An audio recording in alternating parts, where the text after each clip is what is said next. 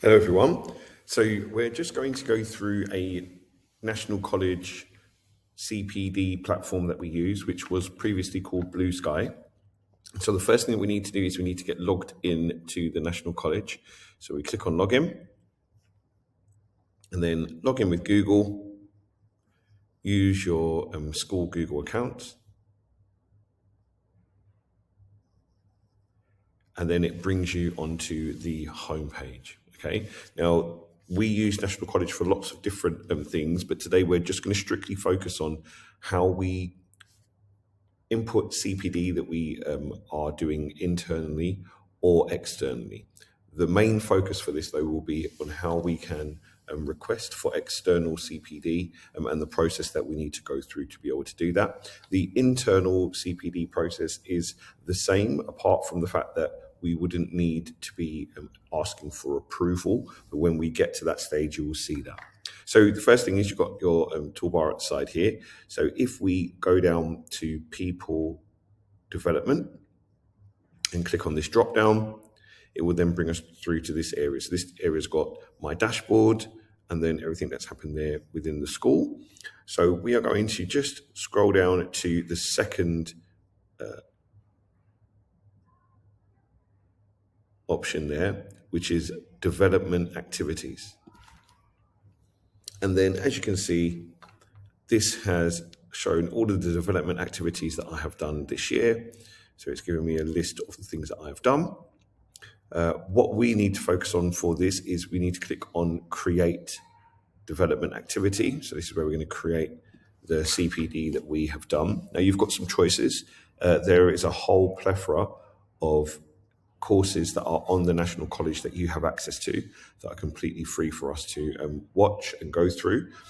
So if there are any on the National College that you wanted to do, then you could do it through this place, so that you've got a nice catalogue of the CPD sessions that you have been on.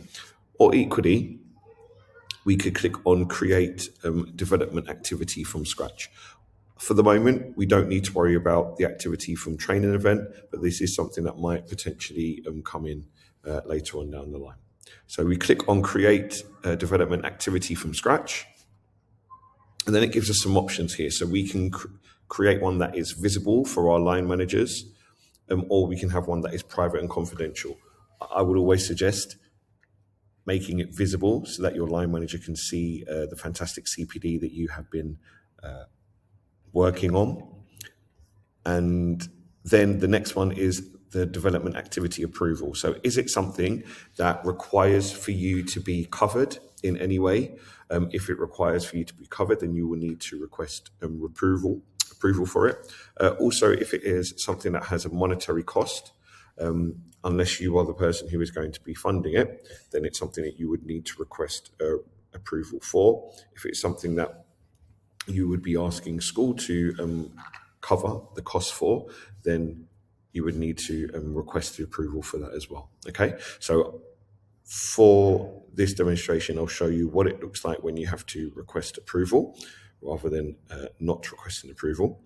Then the next one there is this development activity mandatory? So is it something that you are expected to complete and you've been informed by your line manager or, for example, HR that it's something that you have to do? Or is it something that's not mandatory and you're just choosing to do this independently? So I'm going to say that this is something that I'm choosing to do by myself, and it is not mandatory.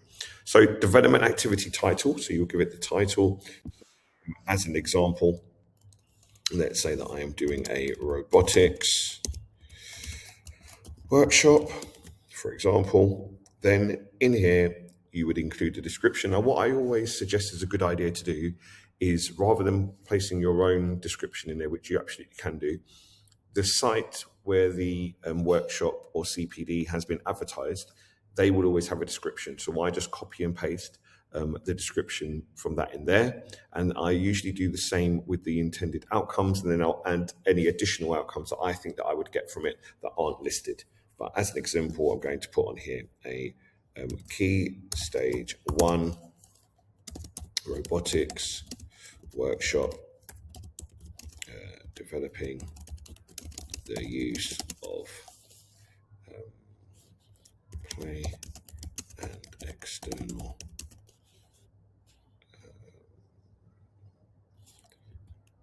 spaces to develop robotics in key stage 1 children. Okay, so I've got that there. Then the intended outcome is going to be increased knowledge of differentiation with robotics. I would say increased understanding of how to use external spaces for robotics, as an example. So you can list those intended outcomes down there. Then you would paste the URL for the link for it. So I'm going to put robotics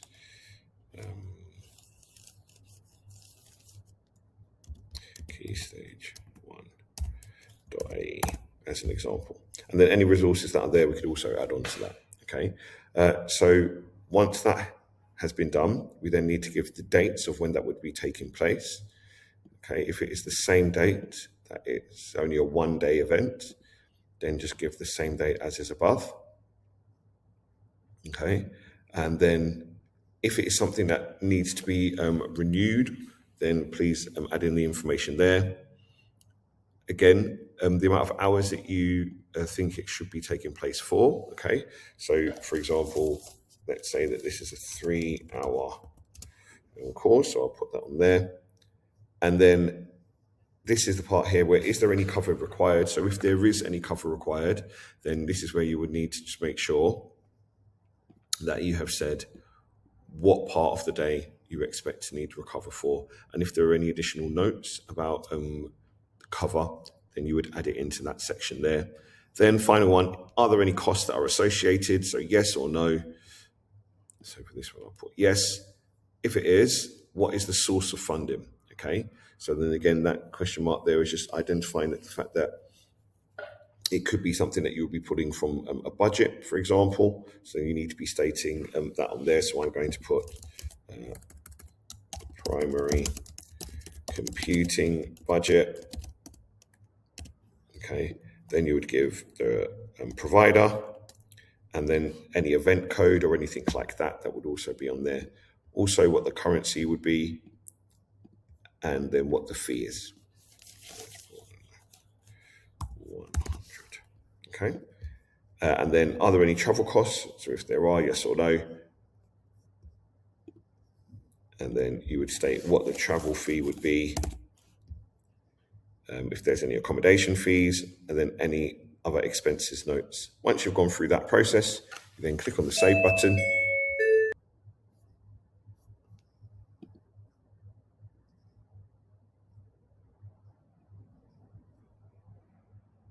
And then once it's done that, it will then say to you if you would like to mark it as complete or not. Okay, so this is just because it's on the same day as mine. So then I can say, yep, I've completed it now, or I can say that I complete it later. Then it will be added to your list of development activities. Okay, so that's the process that you go through.